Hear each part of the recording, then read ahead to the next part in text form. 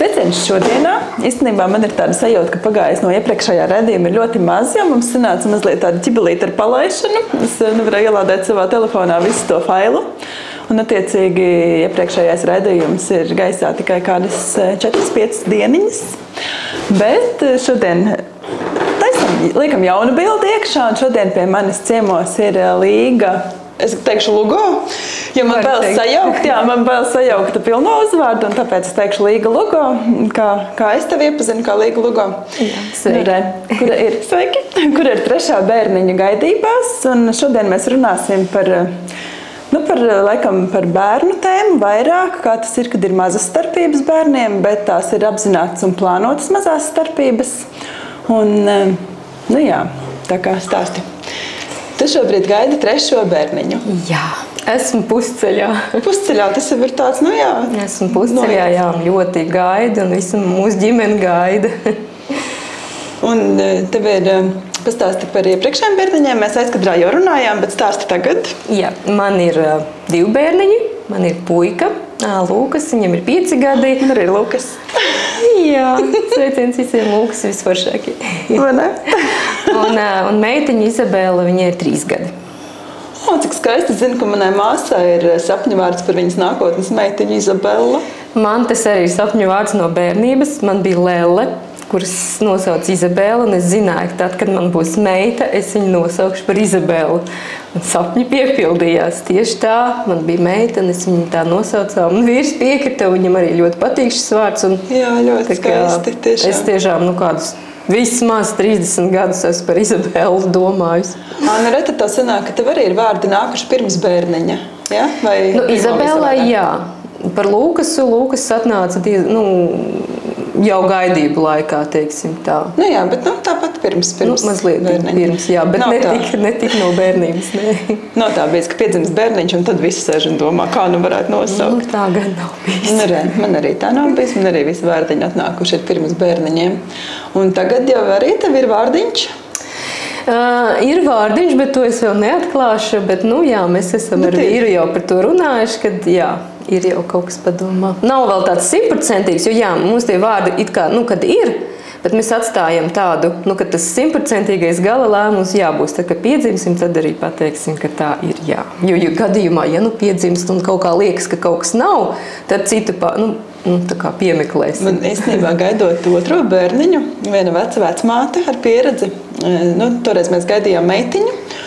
Un arī jau par tiem vārdiņiem, un es jau ejot uz vizīti, jau tā kā sauc vārdā to savu bērniņu, kad viņi saka, meitiņa, tu jau tā īsti nemaz nevar to zināt. To, kas tas būs, puisīts vai meitenīt, tu redzēsi tikai tad neatkarīgi no tehnoloģijām, tad, kad viņš būs tev rokās. Un to es kaut kā tā vienmēr esmu paturējis prātā, gaidot savus bērnus, kad tev ir tas vārdiņš, tu it kā noskaņojies jau tam dzimumam, bet ka var tomēr paliek tas procents, ka neskatoties ne uz ko var būt savādāk. Tieši tā, es arī tieši tāpat domāju, ka, kad atstāju vēl to tādu, ja ir cits dzimums vai arī pēkšņi bērniņš, kaut kā liekas, kad ir citu vārdiņu pelnījis vai, bet padomā ir, protams. Tu esi ļoti laimīga un priecīga par šo apstākli. Tas tik ļoti staro un tas ir tik skaisti.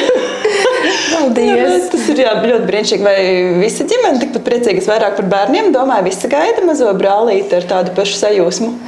Gaida, bet par bērniem ir tā, ka mēs viņiem pateicām uzreiz, tā kā neslēpām neko ilgi, bet bērni kā bērni. Protams, viņi tur saka, ka viņi negrib, ka nespēlēsies ar viņu vai nedos viņam mantiņas vai kaut ko tādu. Bet tāpat laikā citā brīdī jau nāk atkal pie punča tur bučot un mīļot. Tas ir, es to tā neuztveru. Protams, ka ienāks tas bērniņš ģimenē un nekas viņiem neatliks kā pieņemt un gan jau pieņems un viss būs kārtībā. To, ko viņi tur izrunājās pa starpai, tas ir. Tas ir 4-gadnieks un 3-gadnieks. 3-gadnieks un 5-gadnieks, ja? Bet tad, kad dzims bērniņš, tad būs 6-gadnieks un 4-gadnieks, jā? Jā, Lukasam jau tūlīt paliks 6 gadi, un Izabelai vēl būs 3 gadi, kad dzims, bet, drīz jau paliks arī 4 gadi, principā. Tad mazākā sanāk meitenīte, būs tāda ļoti asistente tām meitenītēm, jo, manuprāt, tieši tas brīdis, ka viņas ierauga to mazo bērniņu ar tām mazām kājām un rociņām, ka viņām vispār tādas mammas čakras atverās, un tad viņas tā ļoti... Es ceru, jā, jo šobrīd, piemēram, viņa vispār nespēlējas ar lēlēm, viņai vispār neinteresē lēles, un tāds viņa spēlējas ar brāli, ar mašīnām, viņiem viss tur tajā topā ir, jā. Un tāpēc es domāju, tā kā saka, jā, ka 3 gadiem tā meitenēm parādās tur tā interesi par tām lēlēm, un manai kā nerādās, tā nerādās. Un es tagad domāju, varbūt, ka ar bēbi varbūt kaut kas atvērsies. Es domāju, ka noteikti. Maziņš bēbīts jau jebkurā gadījumā, manuprāt, ka nošarmē. Neatkarīgi no... Un es vēl esmu novērojusi, ka vairāk nošarmē pretējais dzimums tieši. Tā, kad ir kaut kāds brīdis, kad meitenes ļoti gaida māsiņu. Es to zinu pēc pieredzes, jo man ir 4 dēli un 1 meita, kur savukārt ar katru nākošo brālīti ļoti gaidīja māsiņu. Bet šobrīd viņa ir samierinājusies, ka māsiņas nebūs. Un mīl ļoti savus mazos brālīšus, bet līdz kaut kādam brīdim ir tā, ka tas pretējais dzimums tieši tā kā, iedod tādu vēl papildus uguntiņu tajā komunikācijā un ikdienas. Redzēsim, tev jau lielāka pieredze, jā. Vai tu ņem līdzi? Man nav pieredze ar tik mazām starpībām. Man šī pēdējā pieredze ir tāda mazo starpību pieredze, kas bija ļoti ekstrēmi, jo tāds Markam bija 3,5, kad piedzima Luka, un bija tā, kad pirmo nedēļu atnākot no dzemdību nama uz mājām, tajā jau mūsu ikdienas vidē, man likās, ka es palikšu traka, jo bija ļoti daudz mīlestības, nebija vispār necik greizsirdības, jo kaut kā šajā brīdī atmaksājās laikam manis tas, ka... Šajā brīdī atmaksājās tas, ka es viņiem visiem esmu pateikusi katram atsevišķi, ka tu esi mans mīļākais bērns, ka tu esi pats svarīgākais, un viņi ar to sajūtu dzīvo līdz kaut kādam vecumam, kad viņi saprot, ka es katram tās pateikusi, bet uz to brīdi jau viņi ir pateicīgi, ka viņi ir saņēmuši tos sajūtas līdz tam, un tā kā uztver to ļoti saprotoši.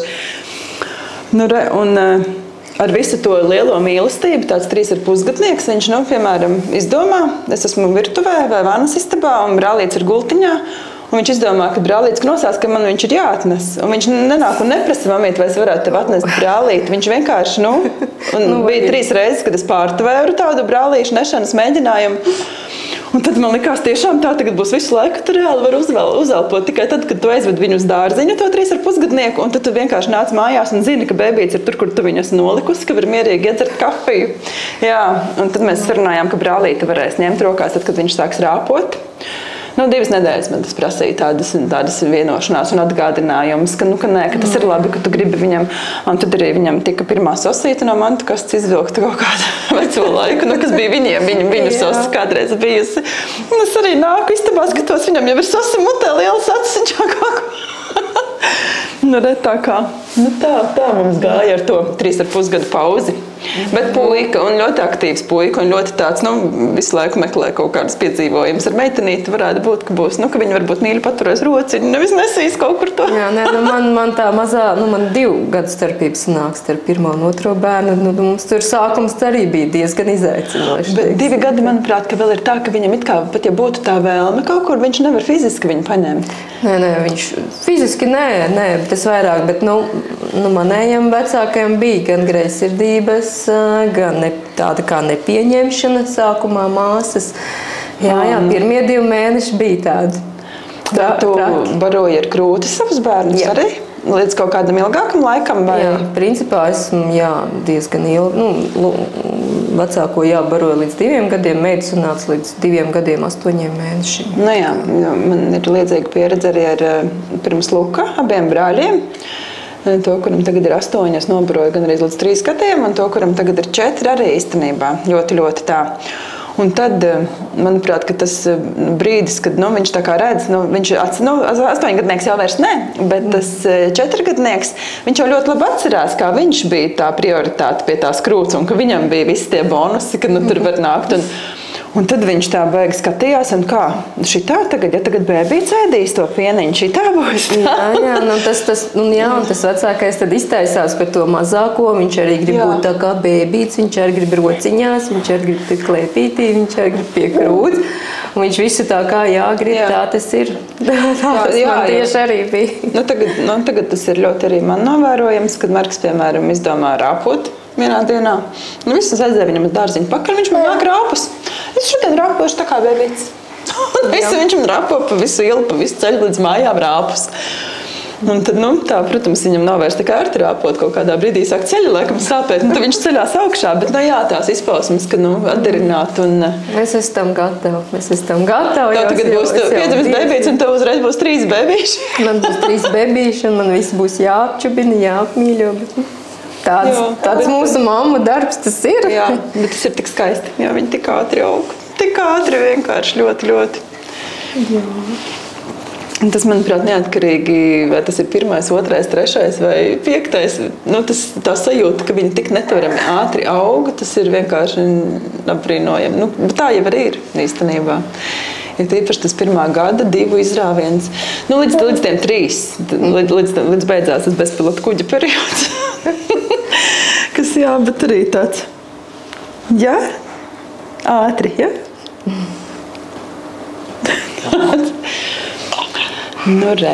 Tā, vai tu ņem līdzi bērnus uz izmeklējumiem, uz sonogrāfiju, uz kaut kādiem tādiem pasākumiem, lai tā kā vairāk viņiem... Nē, es neesmu ņēmis ne bērnus, ne vīru īstenībā. Kāpēc? Negribās vai kaut kā? Nezinu, liekas, viņiem tur īstenībā būs garlaicīgi vai nebūs ko.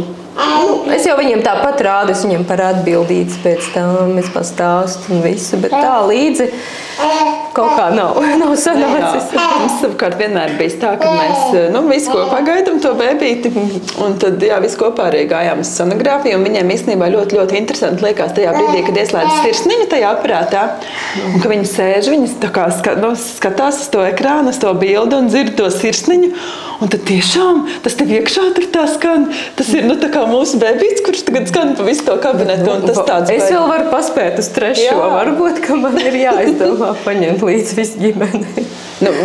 Jā, vīra, manuprāt, kad ne tik pat noderīgi tas būtu tā kā vīrietim, jo viņš jau, manuprāt, var vispār savādāk visus tos procesus ar tādu mazliet varbūt nesapratni, kā vispār kaut kas tāds var notikt organismā, jo viņi jau savādāk tomēr mazliet ir veidoti. Bet bērniem gan noteikti varētu būt, ka tā interesanta pieredze.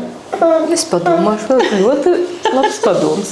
Paldies, es padomāšu, jā. Arī doktori ļoti pozitīvi īstenībā skatās uz to, ka mums mazāk sanāca ar 4. bērniņu, viņš ir Covid bērniņš, un tad sanāca, ka mēs visi bijām uz 1. sonogrāfiju, un pēc tam jau tālāk es laidu vienkārši tiešraidus no kabineta, jo vairs nelaida. Varbūt tu pastāstīsi tagad, kāda ir tava ikdiena, kāda ir tava esošā ikdiena, un, jo drīz jau noteikti viņa paliks intensīvāka, vai tu jau kaut kā tā ietver un ierēķini, kā būs tagad tā, kad mēs tagad no rīta ir jāstais vēl +1. Man jau īstenībā tagad jau nesen izmainījās šī ikdiena, jo līdz septembrī tagad meitiņa sāk iet bērndārzā. Līdz ar to man tagad ir pilnīgi jauna pasaule, ka man abi bērni iet bērndārzā.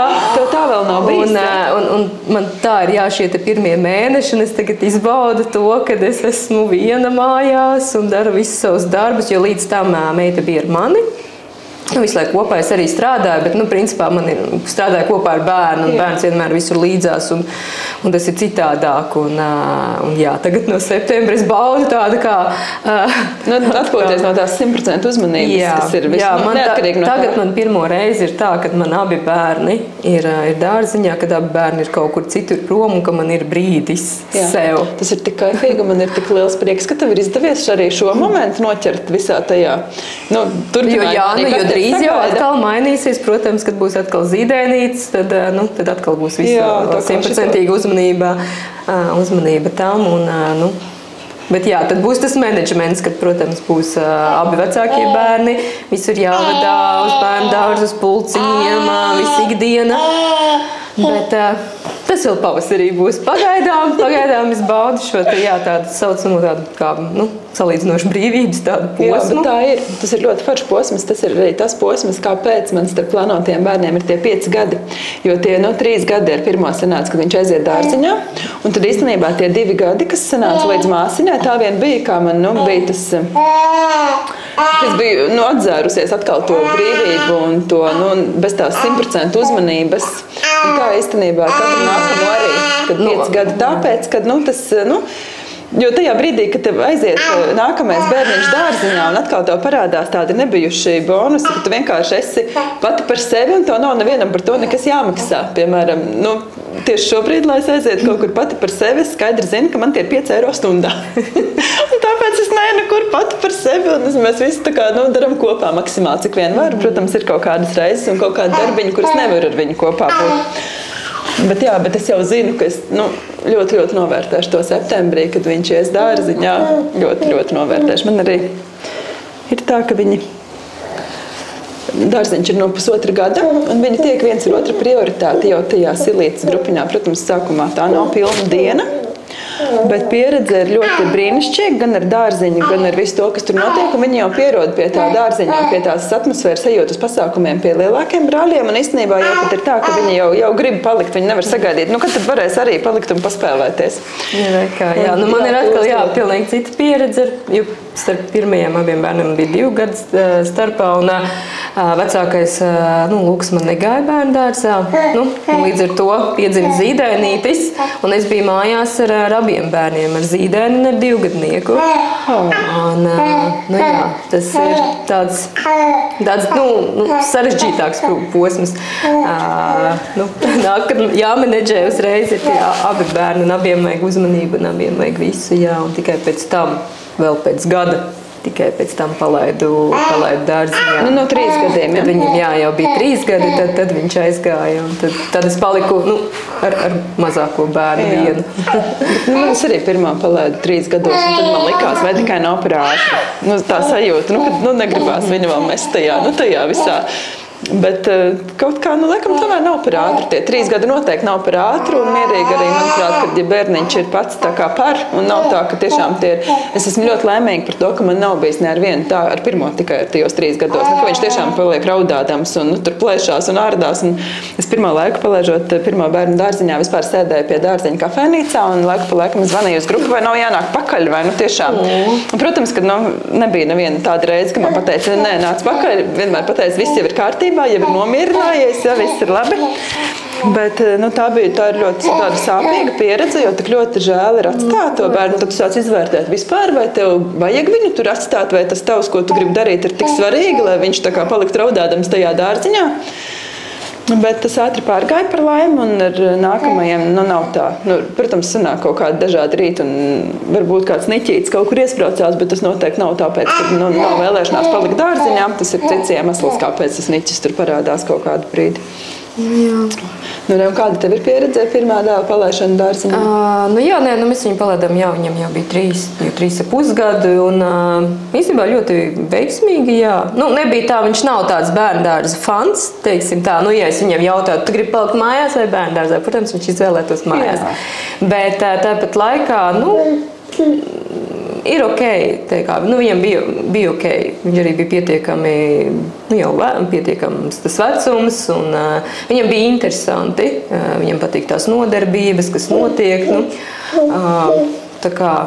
Tā kā bija ok, bet, piemēram, ar otro bērnu, ar Izabeli, tur vispār bija vienkārši viss ideāli. Jo viņi iegāja kopā, viņi sāk iet tagad kopā vienā grupiņā, kas ir ģimenes grupiņas, kur ir dažādi vecuma bērniņi.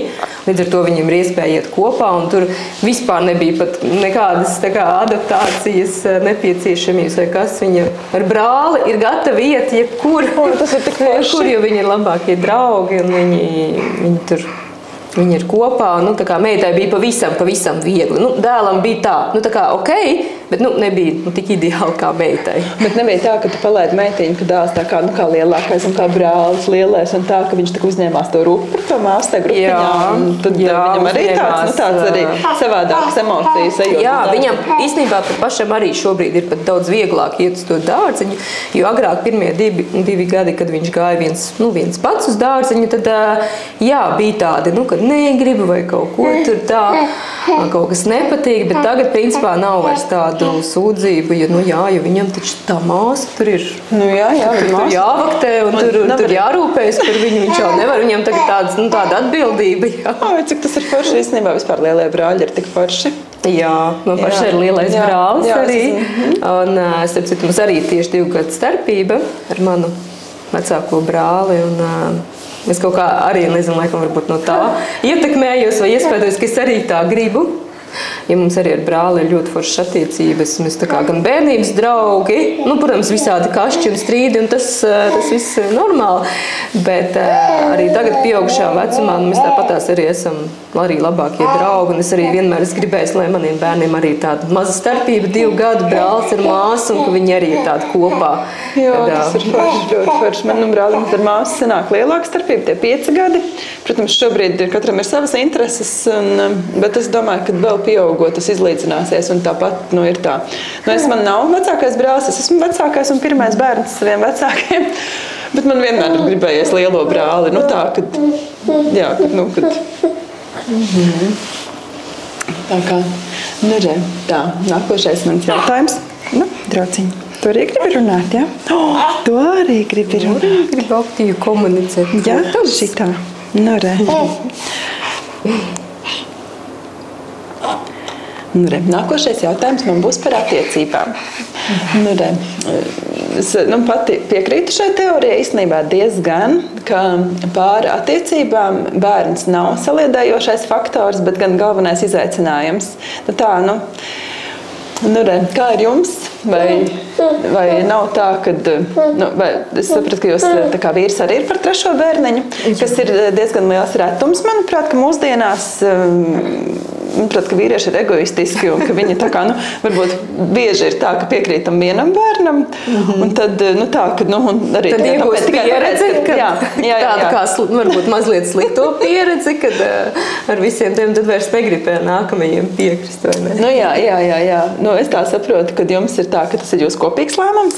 Jā, mēs abi tiešām, mums patīk bērni. Mēs abi gribam lielas ģimenes. Mums patīk, ka ir lielas ģimenes, kad ir dzimte, ir tā radu tāda saikne, un kad ir ģimene, brāļi, māsas. Tā kā mēs abi esam par to. Tādā ziņā mums ir vienādi uzskati. Un, protams, ka jā, viņš arī gribēja 3. bērniņu un priecājas par to, ka viņš to būs. Bet piekritīšu, protams, ka jā, bērnu ienākšana ģimenē, tas ir pārbaudījums. Gan individuāli katram, kā mammai, kā tētim, kā citiem bērniem, gan arī pārattiecībām. Tas ir pārbaudījums, jā. Ir visiem jāiemācas pielāgoties. Saprast, ka nebūs vairs viss tā kā agrāk, bet jāmēģina ir jāatrast tie veidi, kā būs turpmāk. Un tas nebūtu nenozīmē, ka būs sliktāk, vienkārši būs citādāk. Jā, protams, pārāk viss kaut kādā tādā savādākā kvalitātē sliktāk noteikti nav. Jā, protams, tu nevari rēķināties, ka tev nebūs tik daudz laika šīm te pārattiecībām, divu vientulībai, randiņiem, izklaidēm un visām šīm te lietām. Bet tāpat laikā mēs abi ar vīru esam jau tādi gadi nobrieduši, teiksim, mēs esam daudz ko izbaudījuši pirms tam, brīvību un neierobežotību. Līdz ar to, ka mēs abi, man liekas, esam diezgan emocionāli stabili, ka mēs esam gatavi ziedoties ģimenei. Tā ir tomēr tāda ziedošanās ģimenei. Savu telpu un laiku. Jā, un ka mēs bišķīt esam palikuši malā kaut kādas tādas savas ego lietas, ka es tur gribu šito, es gribu tā, un tā kā vairāk pielāgojamies un vairāk ģimenes interesēs kaut kā darbojamies. Jā, tas ir tik skaisti, jo tas ir apusēji, un tad tam sanāk pavisam cita enerģija, tāda forša atbalstoša un tāda aptveroša. Nekā tad tas ir tādā vienpusēji tāds. Piekrīt, jā. Tādā ziņā man tiešām ir ļoti paveicies ar savu vīru. Es katru dienu nebeidzu pateikties par to, ka man ir šāds vīrietis atsūtīts, ar kuru man sakrīt vērtības, uzskati, ar kuru mēs varam izveidot kaut ko tik fantastisku kā ģimeni. Un, jā. Vai tavs vīrs? Cik jūs ilgi bijāt kopā pirms pirmā bērniņa? Tā, mēs esam kopā pavisam 9 gadus. Precējušies esam 8 gadus. Tātad bērnam būs 6 gadi. Tātad 3 gadus. 3, jā. Tas tāds arī forši īstenībā. 3 gadus, jā. Pirmais gads mūsu tas iepazīšanās un tauriņa laiks, tad kāzas seko īstenībā diezgan ātri, pēc gada. Un tad vēl tādi 2 brīvības gadi, kad esot vīram un sievas statusā tikai. Jā, tas ir īstenībā tāds optimāli ideālais, manuprāt. Jā, mēs paspējām arī tā kā divatā daudz ko izbaudīt un pabūt un tā kā, būt. Bet bērniņu mēs gribējām, jā, jau principā uzreiz pēc kāzām. Mums tie bērniņi arī nenāk tik ātri. Kā, mums nav tā, ka mēs izdomājam, bērniņš būs un hops, viņš ir. Mums, principā, uz katru bērnu vajag kādu gadu vai divus. Tā kā vēl pastrādāt pie tā. Un tikai pēc kāda gada vai pat 2 gadiem atnāk tas nākamais plānotais bērniņš. Viņš atnāk pats, vai tomēr vajadzīga kaut kāda papildus palīdzība no zāles? Viņš atnāk pats, jā, bet viņš nepiesakās uzreiz. Jā, vismaz tas gads, tāds censonēšanas gads mums ir bijis ar katru. Tas jau tieši forši, manuprāt. Ja manuprāt, ka nekas nedara sievieti iekārojamāk kā apstākļus tas, ka viņa vēlās bērnu, tā. Es domāju, ka arī iespējams, kad mans otrs vīrs nekad nebūtu piekritis 2 bērniem, ja viņš nezinātu pēc pirmā, kas seko tad, kad man gribās bērniņu. Tā kā, jā. Ja viņš tāds diezgan egocentrisks vispār pats par sevi, bet arī tāds ļoti kaislīgs un tāds, tīri tāds, intīmo tuvību ļoti cienošs un mīlošs kungs, un es domāju, ka viņš arī to ir atzinis un teicis, ka, bet tad, kad tā kā mēs plānojām bērnu, bija tā un šitā, kur tad tas tagad tā ir, bet tad, kad tev ir jau tas bērniņš, tad jau, protams, ir viss mainās. Ieslēdzās citi hormoni, ieslēdzās citas situācijas. Tieši tā, jā. Un ja vīrietis ir saprotošs pret šo tēmu, tad no tā izceļās atkal kaut kāds krējumiņš laukā, kas tā kā, bet ja nav saprotošs par šo tēmu, tad iestājās tā, ka tu jau nevari pat neko izdarīt ar tiem saviem hormoniem. Jo tā vienkārši tas ir. Jā, ļoti daudz, tāpēc dzirdēts, ka tā bērniņa ienākšana, viss tas ir ne tikai tāds pārbaudījums, bet reāli arī pēc tam šķiršanās iemesls un viss pēc tam, kas ar to seko. Tā kā, jā. Vai tu ņēmi savu vīru līdz uz dzemdībām? Jā, vīrs piedalījies abās dzemdībās un bijis ļoti labs palīgs. Gan morāli, gan arī fiziski ir palīdzējis, jā. Vai viņš nepratojās tam lēmumam? Tas tā kā nāca kaut kā automātiski, ka jūs kopā dosieties šajā piedzīvojumā? Es izteicu vēlmi, ka es gribētu, ka viņš piedalās, un viņš teica jā. Respektīvi nebija nekāds nē, vai es padomāšu. Principā mēs esam par to runājuši. Viņš saka, ka tas ir tā kā mans. Ja tu, viņš saka, ja tu gribi, lai es piedalos, es piedalīšos. Ja tu, piemēram, negribi, es nepiedalīšos. Tādā ziņā viņš tā kā to ļauj noteikt man. Jā vai nē, bet tāpat laikā viņš neiebilst, būt tur. Un viņš pat arī, es esmu pat manījis, manuprāt, viņš sajūt arī tādu lepnumu tomēr, ka viņš ir bijis, jo viņš bieži tur atzīmē, es tev tur nabas saites pārgriez un tā. Tāda sīkumiņa, ko pasaka, un tad saprot, ka viņam tomēr, bija arī pašam prieks, būt tur klāt. Jā, manuprāt, ka tas ir jāpiedzīvo katram vīrietim, kurš ir tā kā nolēms kļūt par tēvu, kad tas ir tik ļoti vērtīgi. Un man dažkārt liekas, ka tie ir kaut kādas savu stereotipu un savu kaut kādu sajūtu pēc sievietes dažkārt liedz vīriešiem šo prieku būt klāt tajā visā pasākumā. Manuprāt, ka viņas ļoti, ļoti apdala tos savus bērnu tēvus un tos, vispār, jo tas īstenībā ir tāds neatkārtojams radošs process, un tam nav iespējas to atkārtot vai kaut kā vēlreiz iziet to visu. To vispār var tikai dažas reizes dzīvē piedzīvot, citreiz pat vienu reizi. Jā. Bet tāpat laikā, es ceru, ka mans vīrs būs arī uz 3. dzemdībām. Bet vienkārši zinot viņu, ir mums ļoti interesanta situācija, ka viņš ir ļoti daudz prom. Un principā tieši ap to dzemdību laiku, ap to grūtniecības laiku un to pēcdzemdību laiku. Tāpat, jo viņš ir karavīrs. Un viņam ir savas misijas, un tur ir ļoti nenormēts darba laiks, un tur vispār neko nevar paredzēt. Ar pirmo bērnu bija tā, ka viņš tieši bija misijā ārzemēs. Viņš bija 8 mēnešus prom. Viņš bija 6 mēnešus prom, tad visu grūtniecības laiku viņš bija prom, izpaldīja. Tad viņš atbrauca uz dzemdībām uz mēnesi. sagaidīt dzemdības, jo pēc tam atkal uz 2 mēnešiem aizbrauc prom. Un ar otro bērnu arī bija tā, ka 2 mēnešus pirms dzemdībām viņš bija prom, tad atbrauc uz dzemdībām uz 10 dienām vai uz dažām dienām, un pēc tam atkal bija prom kādu laiku. Kaut kā vienmēr mums tā karma kaut kā iesit tā, ka tieši ar to laiku viņš nav īsti klātesošs. Uz to pašu momentu viņš ir, bet pirms un pēc nav. Bet tad man nākamais jautājums uzradās tieši tagad, tad uz līdzenas vietas, tad īstenībā tu esi absolūti gatava tam, ka tu to daily sākumiņu būs viena pati ar šo savu situāciju, ja? Kad ir bērniņš, ir vecākie bērni, ir tāpat pulciņi, dārziņi, visas skriešanas, iešanas, un es, tik ļoti, kad man atsaucās Lukas dzimšana, jo mēs pēc dzemdību namēs atbrauc mājās, un nākamajā dienā es jau ar viņu ergo somā skrēju pakaļ dibdapam uz dārziņu pa ziemu. Es ceru sevi tomēr bišķi vairāk saudzēt, tas tomēr nav. Tas nav tik labi. Ar pirmo, man bija tāds bišķi tāds lielāks, ka tu... labi, tas, ka grūtniecības laikā nebija klāt, tas man tā kā vispār neko, man pat bija varbūt vairāk brīvības daru, ko es gribu. Bet, tajā pēcdzemdībās tu esi jauna mamma, tu esi ar pirmo bērnu, un tas viena pati. Tas ir ļoti iespaidīgi. Tas bija diezgan tāds, bišķīt priekš manis tāds izaicinoši, bet man ļoti atbalstoši vecāki, mana mamma. Mana mamma ar tēti brauca ciemos bieži un palīdzēja un atbalstīja, kamēr jau vīrs atbrauca, un tad jau varēja pārņemt to visu.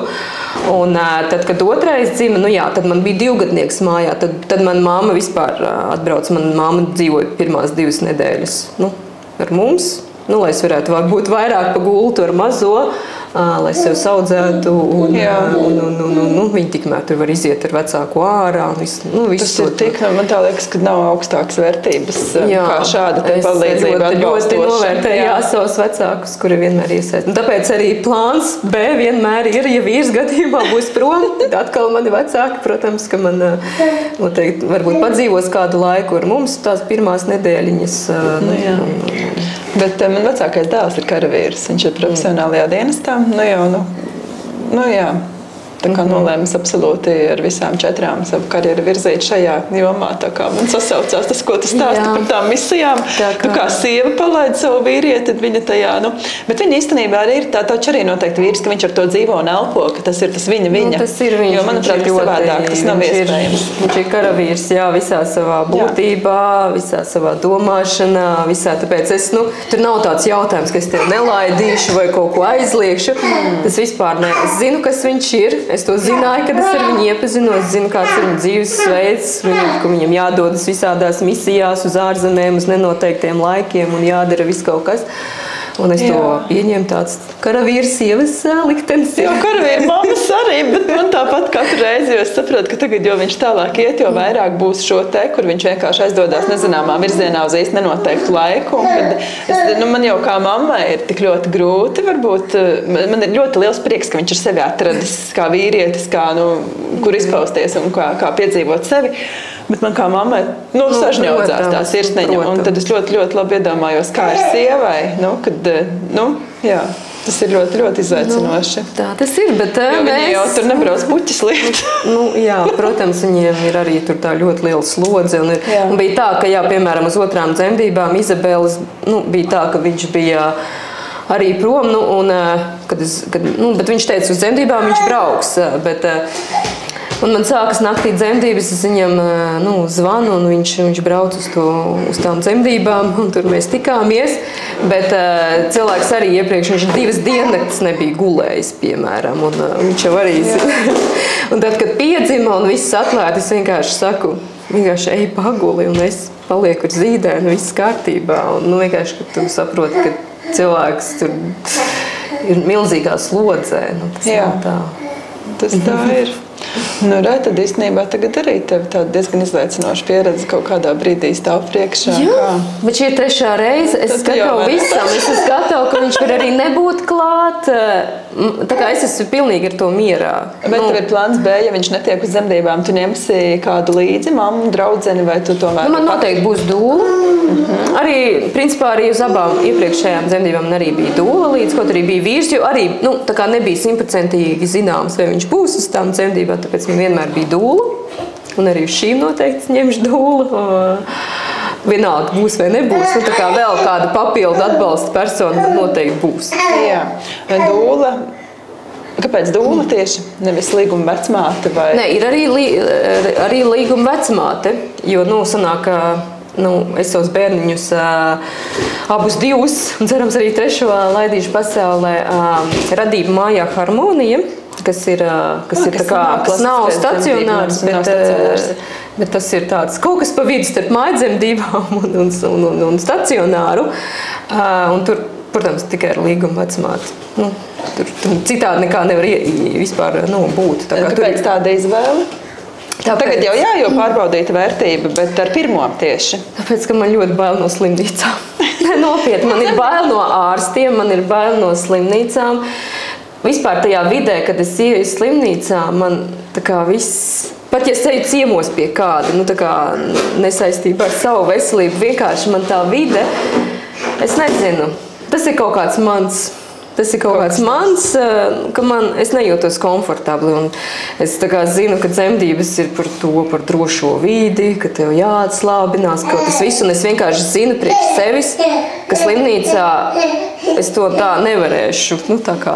Es to priekš sevis tā biju sapratusi jau pirms pirmā bērna dzimšanas, kad man labāk vajag tādu citu savu vidi, tikai ar tiem maniem cilvēkiem, ar savu vecmāti, ar savu dūlu, ar savu vīru, neviens cits nav. Un tur es varēšu, un es arī varēju. Jā, tas ir īstenībā ļoti tāda, savādāka pieredze nekā... Jā. Protams, viss pie nosacījuma, ka viss ir kārtībā. Ja ir kaut kāda tur apdraudējuma vai kaut kas, tad, protams, nemaz nepieņem šāda veida dzemdībās. Tur pieņem harmonijā tikai tās, kur viss ir kārtībā, bez kaut kādiem paaugstinātiem riskiem un tam līdzīgi. Ja, protams, ir citas sarežģītas situācijas, protams, kad slimnīca būs labākais variants. Bet, ja manā gadījumā, ja viss ir fine, viss ir ok, tad es drošāk jūtos tur un labāk. Es tur kā mājās jūtos. Tam ir tomēr liela nozīme, kāds ir apkārt viss tas vaibiņš, lai tu varētu tā forši noskaņoties tam svinīgajam procesam, jo man tā liekas, tas tomēr ir neskatoties ne uz ko tāds svinīgs brīdis. Tur vajag diezgan. Es īstenībā ļoti gatavojos dzemdībām, ir īpaši pirmajām. Jā. Kas ietilpa tajos gatavošanās pasākumos? Visās jomās. Gan fiziski, morāli, garīgi. Pirmajām jau sanāk, tu gatavojies, bet tas ir tāds sauciens tālumā, jo tu nezini, kas tas ir. Jā, tu gatavojies kaut kam, bet es diezgan nopietni tam piegāju. Es zinu, ka daudzas māmītes varbūt tā paļaujās, gan jau kaut kā viss notiks pats no sevis un viss būs... Bet es nezinu, kāpēc. Man bija tāds sajūta, ka man ir jāgatavojas. Tāpēc tur, piemēram, es atradu savu dūlu, es tur pie viņas regulāri braucu. Viņa man tā kā mentāli gatavoja ar visādiem padomiem un mājas darbiem un viss. Gan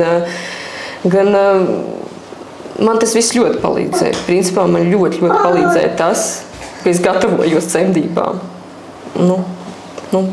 Attiecībā par to, kā tās notika, es teiktu.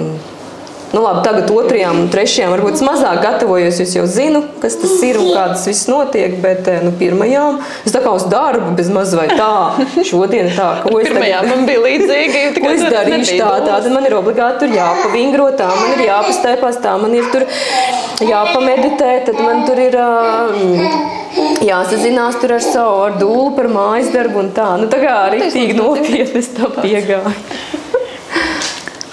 Lūdzu? 5 pirksti.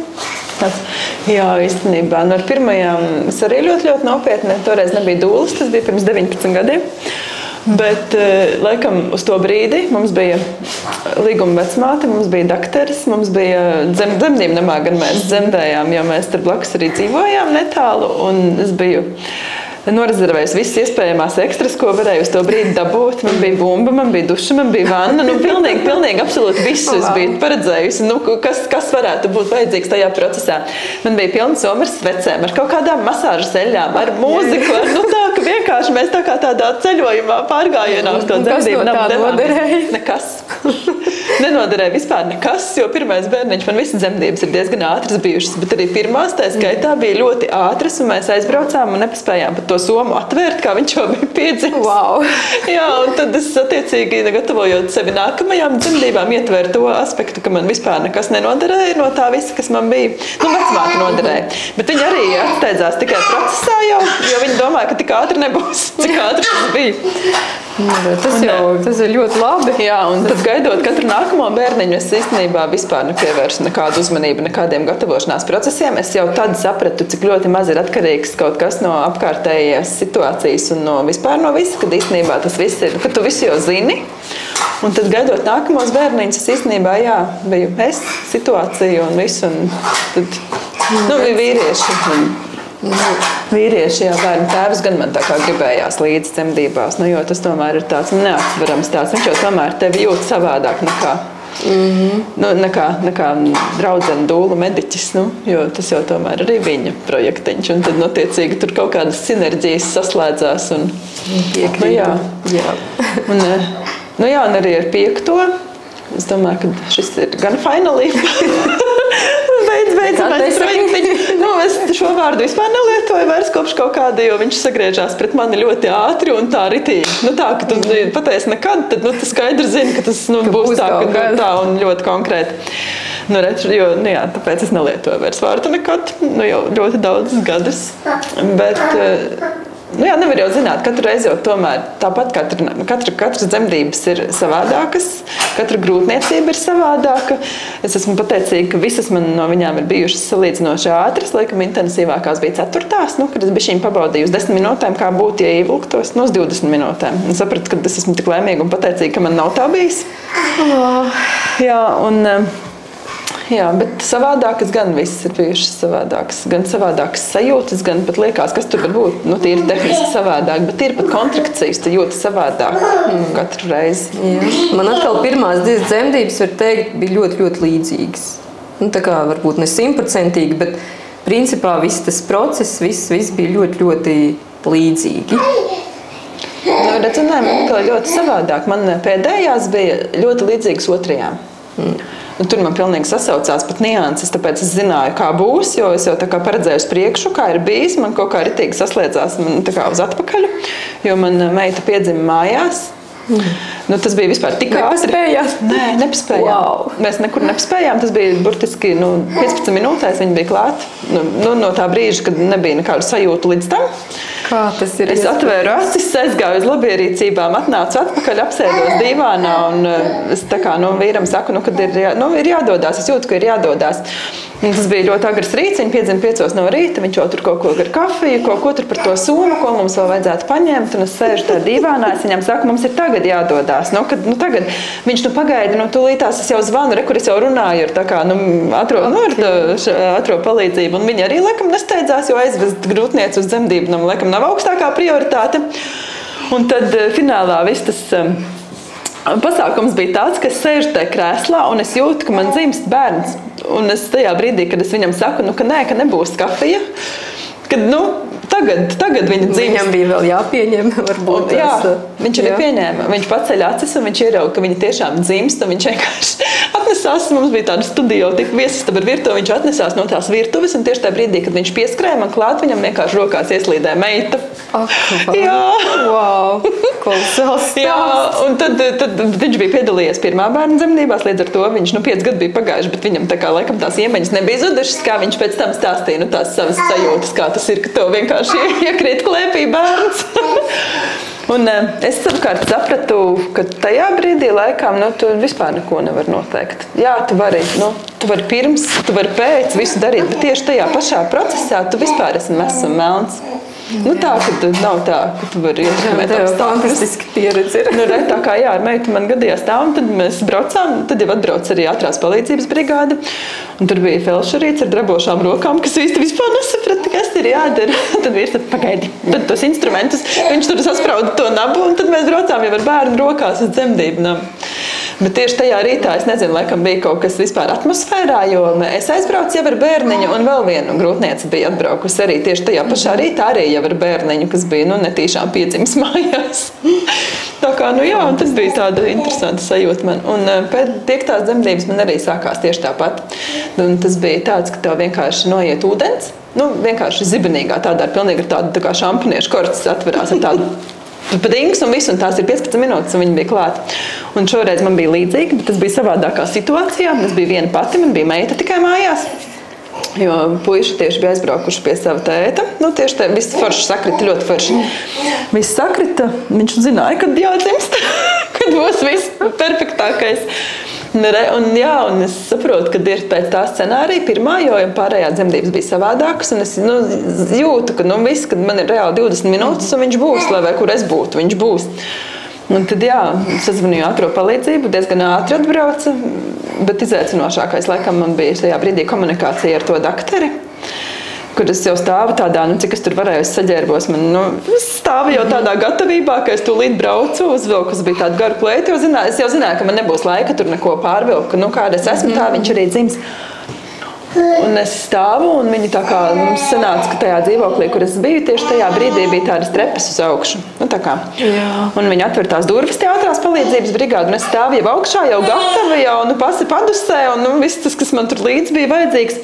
Un viņi saka, nē, tā jau nenotiek, mēs tagad nāksim iekšā un pildīsim dokumentus. Kādi dokumenti? Kādi dokumenti? Un es viņiem saku, bet, tad dzemdēsim dīvānu. Ka man tūlītās vienkārši dzims bērniņš. Nē, jūs man nestāstiet, es taču zinu, kā notiek dzemdību darbība. Un viņš vienkārši ar savu to tādu, un es saprotu, ka man nav jēgas ar viņu diskutēt, man tam vienkārši nav laika. Es visam piekritu, mēs aizpildījām dokumentus. Nākamais bija interesantākais faktors, kad braucot jau uz dzemdību. Jūs nonācāt līdz mašīnai? Nākamais bija, kad es eju jau ārā, man čības un tā kleita, un tas bija marts, 15. martā Luka piedzima. Un bija tāds kaut kāds sniedziņš, vai kaut kāds augstais laiciņš. Viņš man saka, nē, bet tu taču nevar iet šajās čībās, tev jāvelk virsdrēbes mugurā, un es tev nevadīšu tik pliku nekur. Es viņam saku, vispār es 6 gadus ziemā peldu, man nav jauni šie apstākļi, kad es būšu ar kailām kājām sniegā un vienkārši braucam, lūdzu. Un tad viņš kaut kā nokurnēja, ko tad par mani kolēģi padomās, ka es tagad pliku grūtnieci esmu atvedis uz dzemdību namu, tad es viņam gan diezgan skarbi laikam pateicu, vai viņam tiešām liekas, ka man interesē, ko padomās viņu kolēģi. Un tad mēs beidzot braucām, labi, ka es dzīvoju pie Ziedoņdārza toreiz, un dzemdību nams ir Mierielā, tās burtiski bija ļoti, ļoti maza tā distance, jo mēs aizbraucām. Tur gan savukārt uzņemšanā redzot situāciju, visu ļoti ātri meitenes, vispār man neko neprasīja, tā kā viss, un mēs uzbraucām augšā, viņš piedzima reāli, man braucot iekšā pa durvīm bija viena kontrakcija.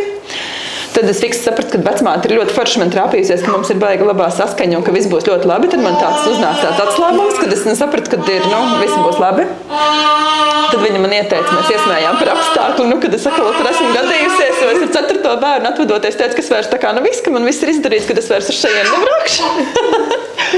Un tad viņi man piedāvāja pamēģināt jaunu pozu. Ņemot vairāk, kad varbūt ka pēdējās dzemdības un nebūs varbūt citas iespējas pamēģināt. Es pamēģināju, sapratu, ka nebūs, un tad pie savas ierastajā pozā viņš īstenībā ar 3. kontrakciju uzreiz arī piedzima. Tā kā tas bija man tāds, tik tāds interesants, it kā 5. dzemdības, tev it kā nav tāda, nevajadzētu būt nekādiem pārsteigumiem, bet bija izaicinājuši. Nē, domāju, tieši savā gadījumā tas izaicinājums, tas ātrums, ka viss ļoti ātri notika. Amazing.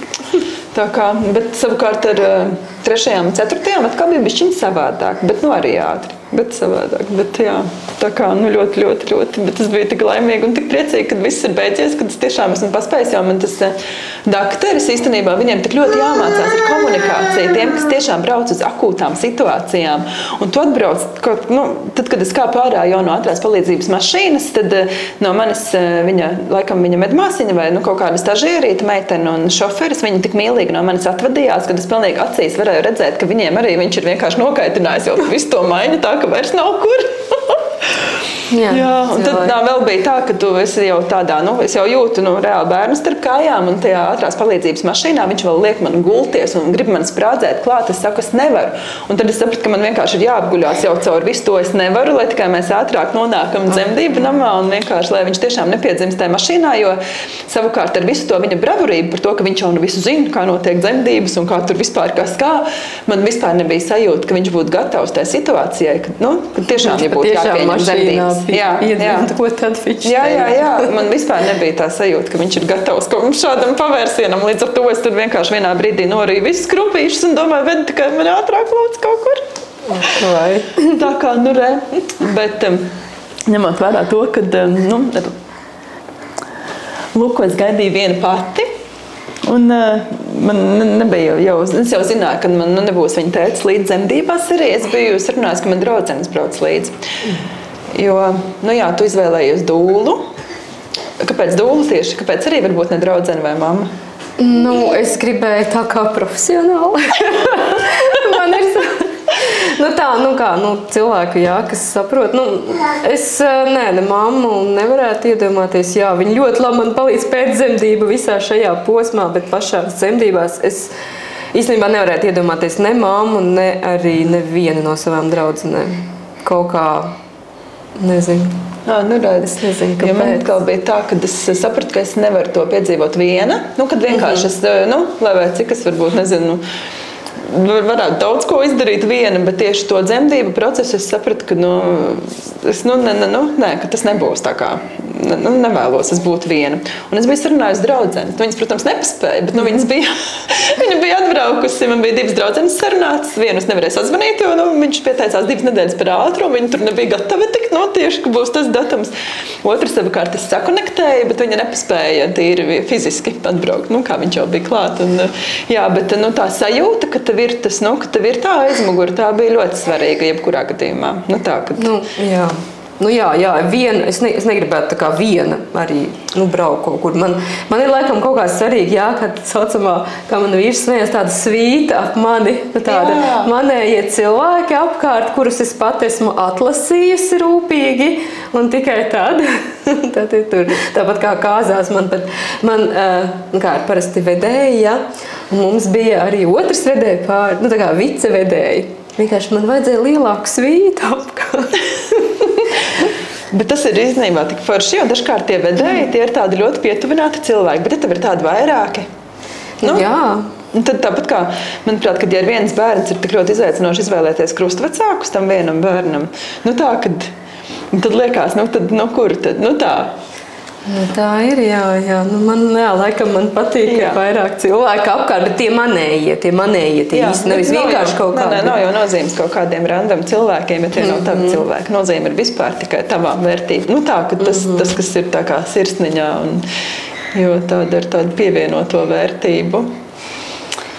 Jā. Tā kā, tas tā. Bet tas arī man bija tāds atklājums pašai priekš sevis, ka man vajag to cilvēku līdzi, jo to es sapratu tikai tad, kad nāca jau tas viss process tā kā tuvu dzemdībām. Līdz tam man likās, Bet labi, ka man paveicās ar vecmāti. Tas bija tiešām, ja es domāju, es jau gatavojos, ka pēc tā šofera būs arī dzemdību namā līdzīgs kaut kas, tur es domāju, ārprāts, kāpēc? Bet, jā.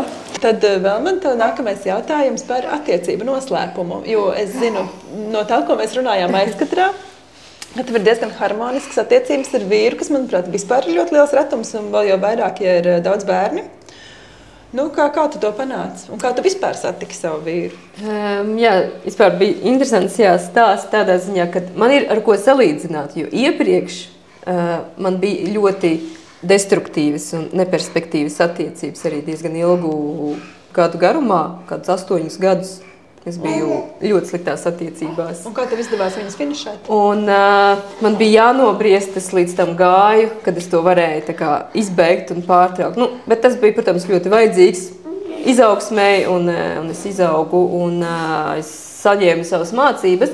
Jā, bet pēc tam man bija skaidra, jo šīs pirmās attiecības, var teikt, tas nebija apzinātas, ka tu apzināti izvēlies kādu cilvēku, tu vienkārši iemīlies, tev aizkrīt ciet rozā brilles un viss. Un tev liekas, ka viss būs skaisti un rožaini, bet saproti, ka jums ir dažādas vērtības, jūs esat dažādi cilvēki.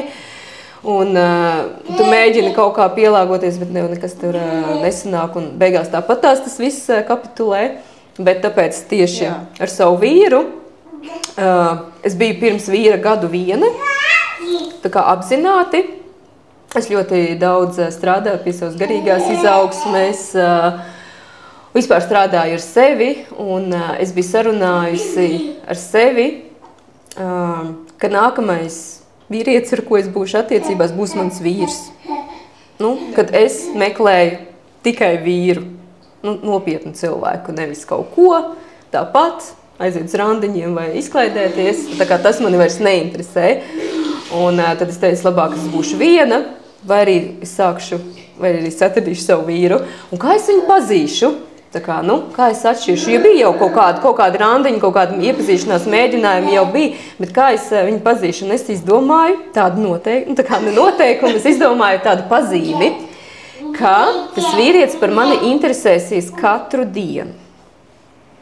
Ja iepriekš man bijusi pieredze, kad tev uzraksta vai tev piezvana tur kaut kad, tad, kad vienkārši, bet nē, šeit, un es satiku savu vīru, un sākumā absolūti vispār nebija man nekāds nodoms, ka tas būs, kaut kāds mans perspektīvas boyfriends vai kaut kas tam līdzīgs, tā kā var teikt, ka man pat nebija īsti sākuma tādu simpātiju pret viņu.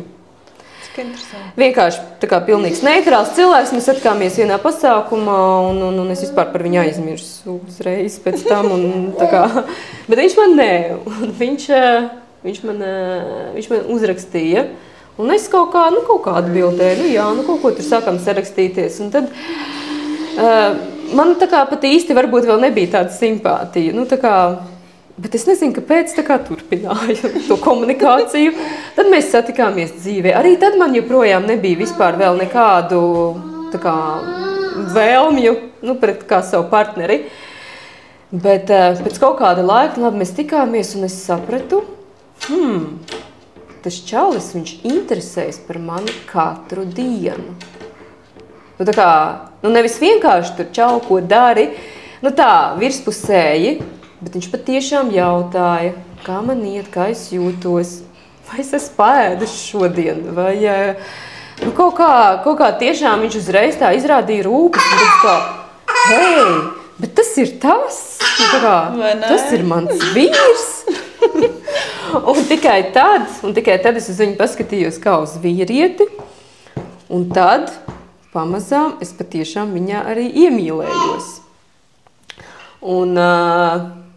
Un viņš arī, protams, man iemīlējās, un viņš atzinās mīlestībā, un drīz pēc tam es arī pēc pusgada viņš man bildināja, un es teicu jā, un vēl pēc pusgada mēs apprecējāmies. Bet jā, tas ir tas, kad es tā kā izvirzīju, ko es vēlos, atrast tajā vīrietī, ka viņu patiešām interesēšu es, un katru dienu, nevis tad, kad viņam sagribās, nezinu, kaut ko, jā, es to atradu, un tā bija tāda apzināta izvēle. Apzināta izvēle,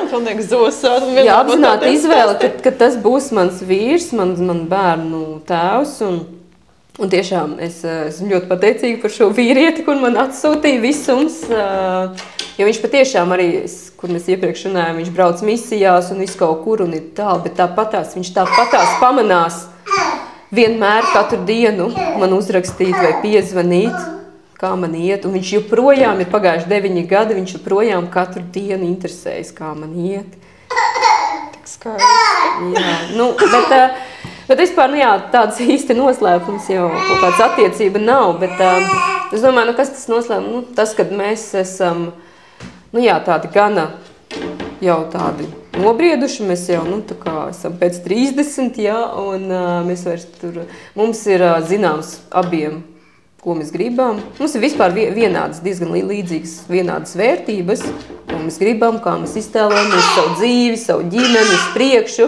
Mums tāds tā kā kopīgs tāds virziens ir, uz ko mēs ejam. Un līdz ar to tad tādi kaut kādi ikdienas, tādi kašķi un viss nemaz īsti tā nepastāv, jo, nu, tu saproti, ka nav jēga. Nu, tā kā nav jēga tērēt savu enerģiju kaut kur, nezinu, pieksīties sīkumiem, vienkārši paklusē. Nu, ja tev kaut kas tā kā vienkārši, nu vai nu pasaka, vai vienkārši paklusēs īstenībā. Jo svarīgākais ir tas lielais mērķis, ko mēs ejam, un tad tas viss tas nebūtiskais kaut kā atkrīt. Un līdz ar to, jā, mums īsti nav tādu strīdu vai, nu, protams, ir kaut kādas diskusijas, mēs nevaram vienmēr visam piekrist otram, bet mēs nekad neaizvelkam līdz nopietnam strīdam. Jā, tas ir tik forši, man arī tā gribās. Man tieši tā man arī gribās. Nu jā, tā kā. Nu redz, tad tu arī var nodefinēt, kā tu atpazīsti, ka tas ir tavs īstais tas man nebija, tas man tik noderīgi šobrīd, jo man tieši tagad man ir, atzīšos, ka man ir reāla attiecība trauma no Luka tēta. Un, jā, tagad es atkal esmu kaut kādu laiku tādā, apzinātā, es esmu vienkārši viena pati, es arī pirms viņa bija apzināta viena pati, bet, kaut kā laikam tur visam tā bija jāsaliekās, ka viņam bija man jāpiesakās absolūti neiedomājamos apstākļos, un es esmu ļoti pateicīga, ka viss tur tā salikās, ka viņš man ir, bet attiecība trauma arī man ir.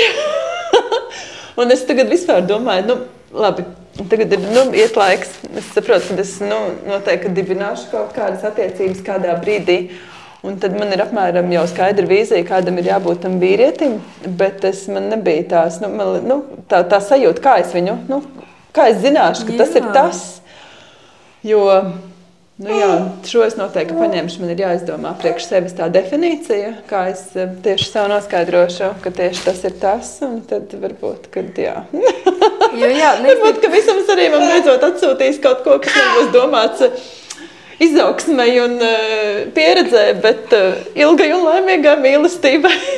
Jā, es nezinu, es arī no apkārtējiem vai no draudzenēm, vai kur viss šīs te pieredzes pārsvarā jau, tās attiecības, kas tā kā, finišējās, viņas ir sākušās tā kā, jā, vairāk uz kaislas tāda pamata, vairāk uz iemīlēšanos, uz rozā brīļu tādu, un pēc tam skatās, kas tur ir.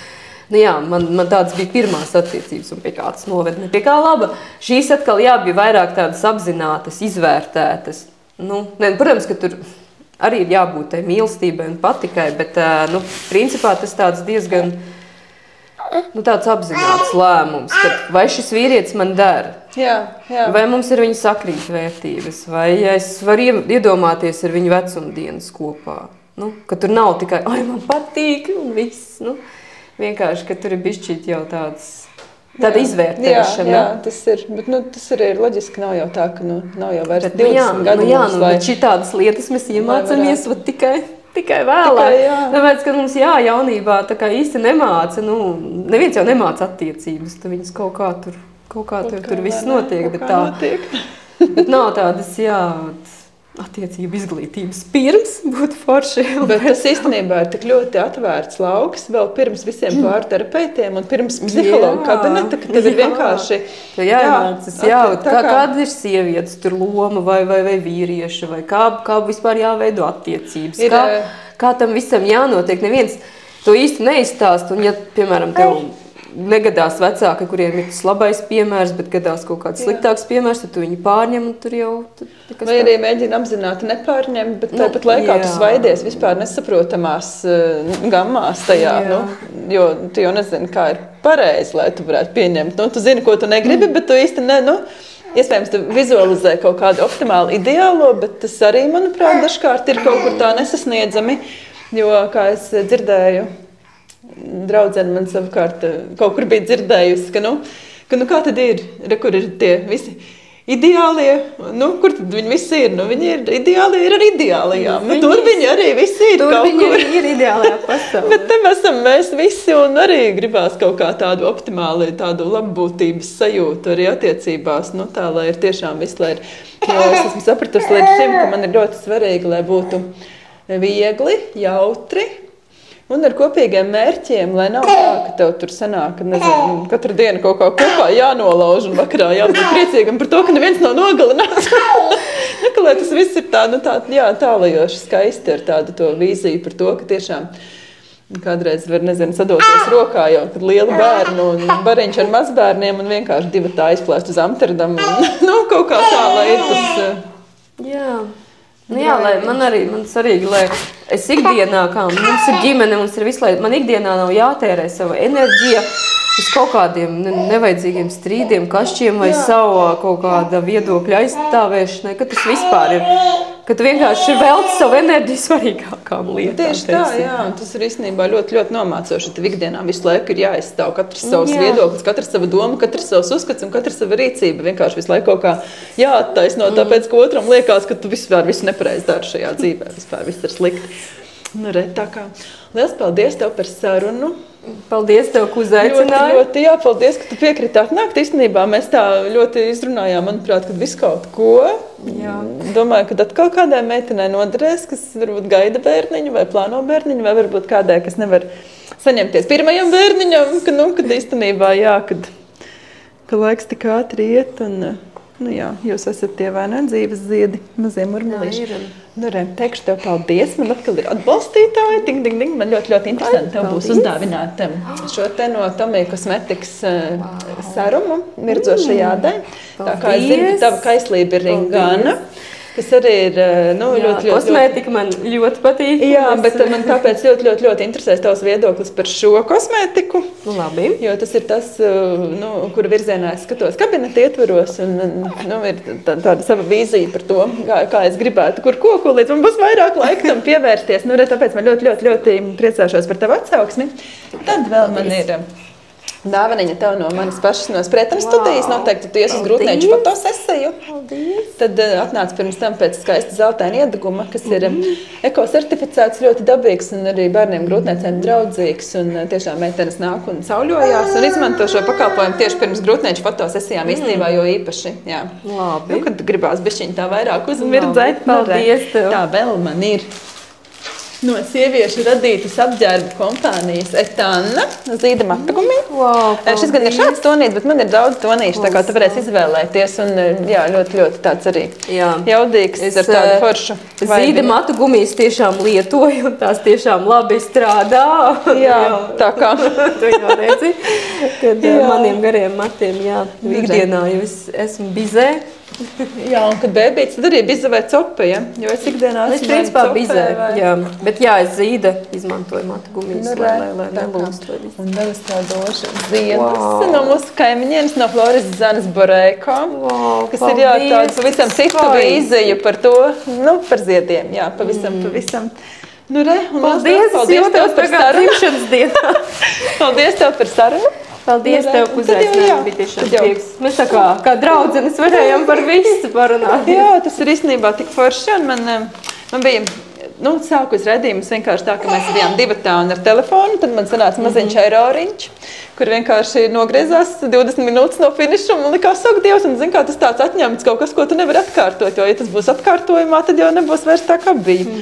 Un tad pieteicās Lauriņa ar to, ka varētu uzfilmēt, un tad man likās vienu brīdi, vai būs tā sajūta, ka mēs esam divatā, ja ir vēl kāds trešās cilvēks, bet Lauriņa ir burvju, un ir tā sajūta, ka mēs esam divatā, un tāpēc arī, tā kā, paldies, un tiekamies nākošajā raidījumā.